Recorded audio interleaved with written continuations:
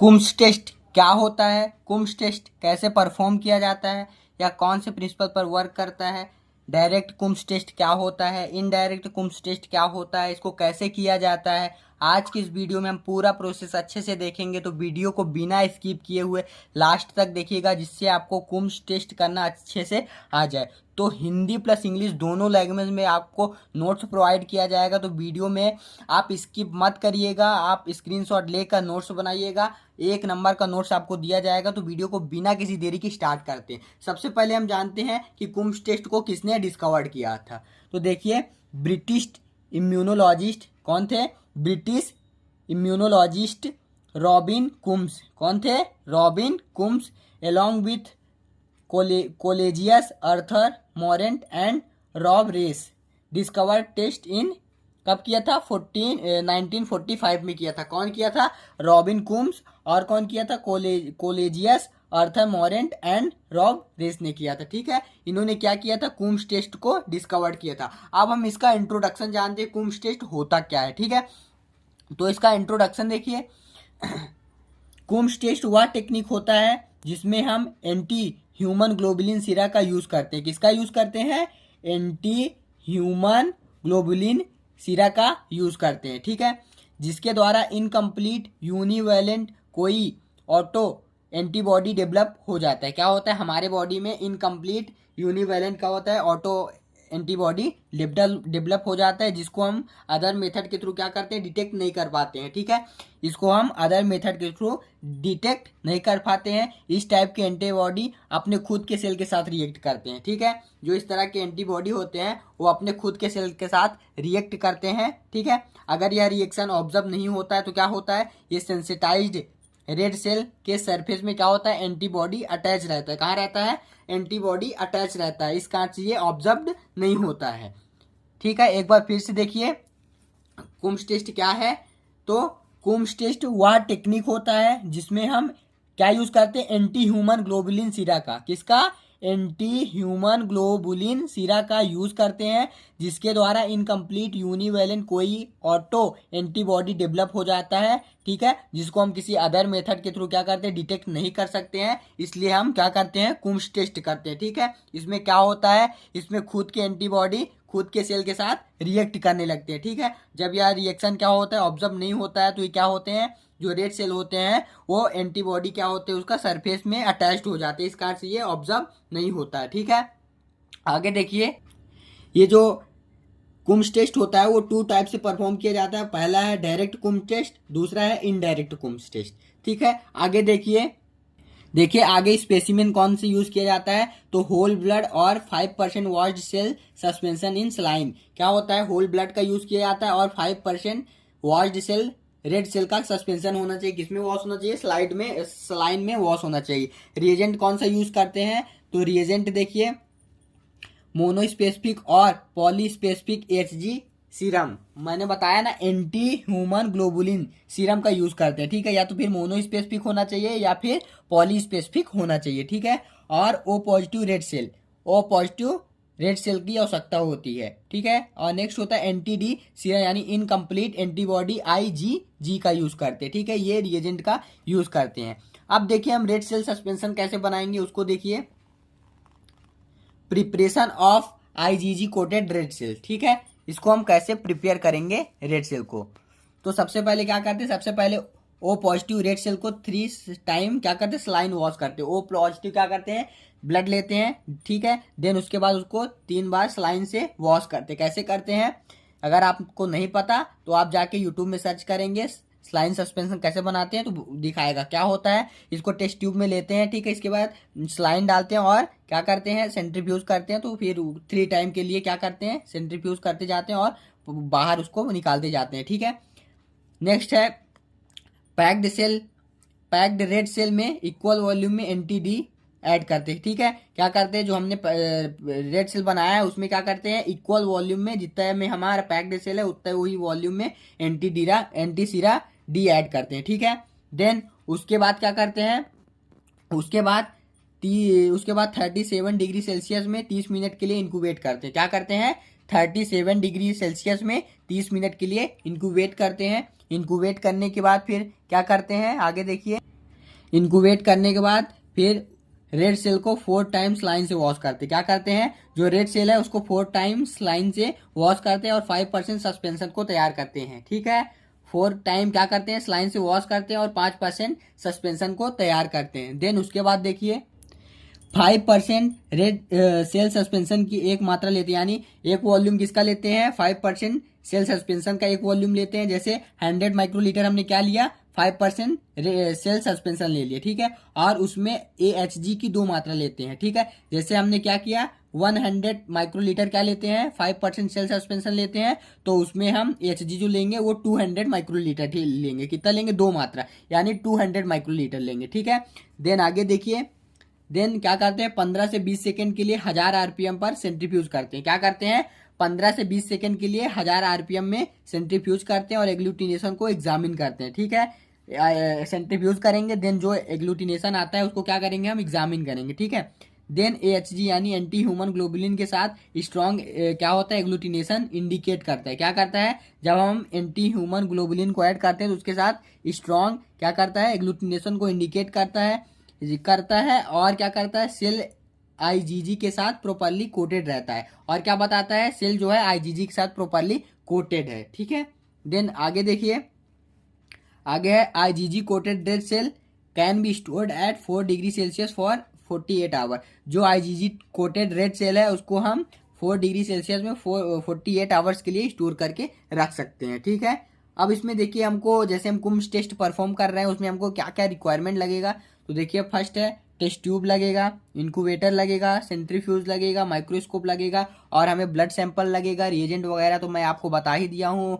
और स्पेसिमेन भी बता दिया हूँ। ठीक है, तो ये सभी क्या लगेगा, रिक्वायरमेंट लगेगा। तो वीडियो को बिना स्किप किए हुए लास्ट तक देखिएगा। आपको हिंदी प्लस इंग्लिश दोनों लैंग्वेज में नोट्स प्रोवाइड किया जाएगा, साथ ही साथ आपको पूरा अच्छे से समझ में समझाया जाएगा। ठीक है, तो वीडियो में बने रहिए। अब हम स्टार्ट करते हैं कुम्स टेस्ट। अब हम स्टार्ट करते हैं डायरेक्ट कुम्स टेस्ट कैसे करते हैं। ठीक है, तो डायरेक्ट कुम्स टेस्ट करने के लिए पेशेंट के ब्लड को स्लाइन वॉश, सेल वॉश यानी 3 टाइम क्या करते हैं, स्लाइन वॉश करके क्या बनाते हैं, 5% सस्पेंशन बनाते हैं। ठीक है, अभी मैंने बताया कि कैसे सेल सस्पेंशन बनाते हैं, तो उस प्रकार से आप सेल सस्पेंशन बनाएंगे। ठीक है, इसके पेशेंट के ब्लड से। ठीक है, जैसे ही सस्पेंशन बन जाए देन उसके बाद क्या करना है, एक क्लीन ड्राई टेस्ट ट्यूब लेते हैं। क्या लेते हैं, एक क्लीन और ड्राई टेस्ट ट्यूब लेते हैं और उसमें 5% सस्पेंशन का 100 माइक्रोलीटर लेते हैं। कितना लेते हैं, 5% सस्पेंशन का 100 माइक्रोलीटर लेते हैं और 200 माइक्रोलीटर AHG लेते हैं। मैंने बताया ना, मतलब 1 वॉल्यूम क्या लेंगे, 5% सेल सस्पेंशन लेंगे और 2 वॉल्यूम में क्या लेंगे, AHG लेंगे। ठीक है, एंटी ह्यूमन ग्लोबुलिन रिएजेंट लेते हैं। ठीक है, उनको अच्छे से क्या करते हैं, मिक्स करते हैं। मिक्स करने के बाद क्या करते हैं, जेंटली मिक्स करने के बाद 1000 RPM में 15 से 20 सेकेंड के लिए सेंट्रीफ्यूज करते हैं। क्या करते हैं, जेंटली मिक्स करते हैं। मिक्स करने के बाद 1000 RPM में 15 से 20 सेकेंड के लिए सेंट्रीफ्यूज करते हैं। ठीक है, सेंट्रीफ्यूज करने के बाद क्या करेंगे, इसके बाद माइक्रोस्कोपिक यानी आंख से पहले देखेंगे। ठीक है, इसके बाद माइक्रोस्कोपिक एग्जामिनेशन करते हैं। एग्जामिनेशन करने पर रिजल्ट क्या शो होता है, रिजल्ट देखिए, अगर कोई एग्लूटिनेशन दिखता है, ठीक है, अगर कोई एग्लूटिनेशन दिखता है तो डायरेक्ट कुम्स टेस्ट क्या है, पॉजिटिव है। अगर नहीं दिखता है तो डायरेक्ट कुम्स टेस्ट निगेटिव है। बहुत ही इजी है, आप अगर समझना चाहेंगे तो बहुत ही इजी लगेगा। देखिए फिर से देखिए प्रोसेस को। सबसे पहले हम क्या करते हैं, पेशेंट का ब्लड लेते हैं, सेम सेल सस्पेंशन बनाते हैं। ठीक है, इसके बाद एक क्लीन ड्राई टेस्ट ट्यूब लेते हैं, उसमें 5% सस्पेंशन लेते हैं। किसका, 5% सेल सस्पेंशन लेते हैं 100 माइक्रोलीटर एक वॉल्यूम में। ठीक है, इसके बाद 200 माइक्रोलीटर में एंटी ह्यूमन ग्लोबुलिन लेते हैं, यानी 2 वॉल्यूम में लेते हैं। ठीक है, उसको अच्छे से मिक्स करते हैं और 1000 RPM में सेंट्रीफ्यूज करते हैं 15 से 20 सेकंड के लिए। इसके बाद फिर माइक्रोस्कोपिक एग्जामिनेशन करते हैं। एग्जामिनेशन करने पर अगर एग्लूटिनेशन शो होता है तो डायरेक्ट कुम्स टेस्ट पॉजिटिव होता है, अगर एग्लूटिनेशन शो नहीं करता तो डायरेक्ट कुम्स टेस्ट निगेटिव होगा। ठीक है, अब हम देखते हैं इनडायरेक्ट कुम्स टेस्ट। ठीक है, इसका प्रोसीजर कैसे करते हैं, तो वीडियो को बिना स्किप किए लास्ट तक देखिएगा, बार बार रिक्वेस्ट कर रहा हूं। और वीडियो को लाइक किए बिना नहीं जाइएगा क्योंकि बहुत ही मेहनत से बना रहा हूं। तो वीडियो को एक लाइक और कमेंट जरूर करिएगा कि आपको यह वीडियो कैसा लगा। देखिए नेक्स्ट है इनडायरेक्ट कुम्स टेस्ट। इसमें क्या करते हैं, इसमें सबसे पहले O पॉजिटिव ब्लड लेते हैं। क्या करते हैं, सबसे पहले O पॉजिटिव ब्लड लेते हैं, देन इसे नॉर्मल स्लाइन से 3 टाइम सेल वॉश करते हैं। क्या करते हैं, नॉर्मल स्लाइन से 3 टाइम सेल वॉश करते हैं। ठीक है, जिससे एंटीबॉडी रिमूव हो जाता है। क्या हो जाता है? एंटीबॉडी जो रहता है उसमें प्रेजेंट रहता है वो रिमूव हो जाता है सेल वॉश करने से, ठीक है। फिर वॉश्ड सेल की नॉर्मल सलाइन से 5% सेल सस्पेंशन बनाते हैं। क्या करते हैं? जो हमने सेल वॉश किया उससे क्या करते हैं? नॉर्मल सलाइन से 5% सेल सस्पेंशन बना लेते हैं, ठीक है। सेल सस्पेंशन बनाने के बाद 3 clean and dry sterile test tube लेते हैं। क्या करते हैं? 3 ड्राई एंड स्टेराइल क्या करते हैं? टेस्ट ट्यूब लेते हैं। टेस्ट ट्यूब को क्या करते हैं? तीनों को लेबल कर लेते हैं। कैसे करते हैं? जो पहली वाली ट्यूब होगा उसमें टेस्ट लिखेंगे, दूसरी वाली जो होगी उसमें पॉजिटिव कंट्रोल लिखेंगे, और तीसरी वाली जो होगी उसमें निगेटिव कंट्रोल लिखेंगे, ठीक है। लिखने के बाद फिर क्या करेंगे? फिर तीनों टेस्ट ट्यूब में 100 माइक्रोलीटर 5% सेल सस्पेंशन को ऐड करते हैं, ठीक है। कितना? 5% सेल सस्पेंशन को 100 माइक्रोलीटर तीनों टेस्ट ट्यूब में ऐड कर लेंगे, ठीक है। चाहे वो पॉजिटिव कंट्रोल हो, चाहे वो निगेटिव कंट्रोल हो, चाहे तो वो टेस्ट वाली ट्यूब है, ठीक है। उसको करने के बाद क्या करेंगे? उसको करने के बाद फिर हम टेस्ट वाले ट्यूब में पेशेंट का सीरम लेंगे 200 माइक्रोलीटर। कितना लेंगे? जो टेस्ट वाला ट्यूब है उसमें पेशेंट का सीरम लेंगे 200 माइक्रोलीटर, और जो पॉजिटिव कंट्रोल टेस्ट ट्यूब है उसमें डाइल्यूटेड वीक एंटीडी लेंगे। क्या लेंगे? डाइल्यूटेड वीक एंटीडी लेंगे। कितना? 200 माइक्रोलीटर, ठीक है। फर्स्ट में क्या लेंगे? टेस्ट वाले में 200 माइक्रोलीटर पेशेंट का सीरम लेंगे, पॉजिटिव कंट्रोल में डाइल्यूटेड वीक एंटीडी लेंगे 200 माइक्रोलीटर, और निगेटिव कंट्रोल टेस्ट ट्यूब में 200 माइक्रोलीटर नॉर्मल सलाइन लेंगे। निगेटिव में क्या लेंगे? 200 माइक्रोलीटर नॉर्मल सलाइन लेंगे, ठीक है। सलाइन लेने के बाद आगे देखिए, सलाइन लेने के बाद तीनों टेस्ट ट्यूब को अच्छे से मिक्स करेंगे, ठीक है। मिक्स करेंगे। मिक्स करने के बाद 1 आवर के लिए 37 डिग्री सेल्सियस पर इंक्यूबेट करेंगे। क्या करेंगे? 1 घंटे के लिए 37 डिग्री सेल्सियस पर इंक्यूबेट करेंगे, ठीक है। इंक्यूबेट करने के बाद तीनों टेस्ट ट्यूब को फिर से नॉर्मल सलाइन से 3 टाइम वॉश करेंगे। क्या करेंगे? इंक्यूबेट करेंगे। इंक्यूबेट करने के बाद तीनों टेस्ट ट्यूब को फिर से नॉर्मल सलाइन से 3 टाइम सेल वॉश करेंगे। सेल वॉश करने के बाद क्या करेंगे?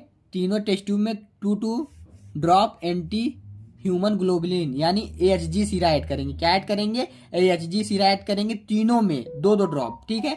फिर 5 मिनट के लिए 37 डिग्री सेल्सियस पर इंक्यूबेट करेंगे। क्या करेंगे? 5 मिनट के लिए फिर से हम क्या करेंगे? 37 डिग्री सेल्सियस पर इंक्यूबेट करेंगे। इंक्यूबेट करने के बाद 1 मिनट के लिए 1500 RPM में सेंट्रीफ्यूज करेंगे। क्या करेंगे? इंक्यूबेट करने के बाद 1500 RPM में सेंट्रीफ्यूज करेंगे। उसके बाद हम एग्लूटिनेशन को ऑब्जर्व करेंगे, ठीक है।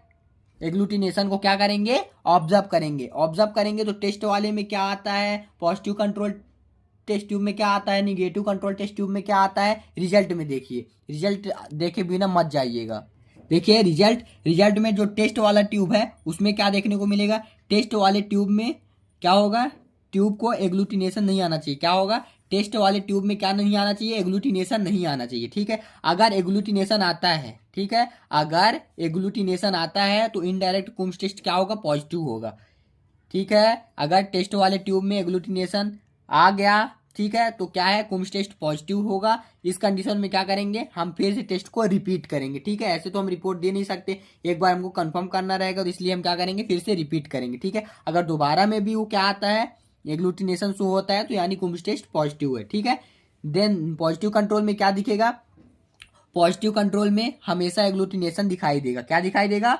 एग्लूटिनेशन दिखाई देगा। क्यों दिखाई देगा? क्योंकि इसका नाम ही पॉजिटिव कंट्रोल है, ठीक है। इसका नाम ही पॉजिटिव कंट्रोल है क्योंकि इसमें क्या रहता है? एंटी डी सीरा यूज करते हैं। क्या यूज करते हैं? एंटी डी सीरा का यूज करते हैं, इसलिए इसमें हमेशा एग्लूटिनेशन शो होगा। अगर यह निगेटिव आए यानी एग्लूटिनेशन नहीं दिखता है तो टेस्ट प्रोसीजर हमारा पूरा गलत है, ठीक है। अब नेक्स्ट देखिए निगेटिव कंट्रोल में क्या आएगा? तो निगेटिव कंट्रोल में हमेशा एग्लूटिनेशन नहीं दिखाएगा। क्यों नहीं दिखाएगा? क्योंकि इसमें नॉर्मल सलाइन का यूज करते हैं। क्या यूज करते हैं? नॉर्मल सलाइन का यूज करते हैं। इसमें कोई एंटीबॉडी नहीं डालते हैं, ठीक है, इसमें कोई एंटीबॉडी नहीं डालते हैं। तो आज की इस वीडियो में हमने डायरेक्ट, इनडायरेक्ट और कुम्स टेस्ट क्या होता है पूरा देखा। तो वीडियो अच्छी लगी तो लाइक करें और अपने दोस्तों को शेयर करें, जिससे वो भी इस वीडियो को अच्छे से, इस टॉपिक को अच्छे से सीख जाए, ठीक है। Thank you.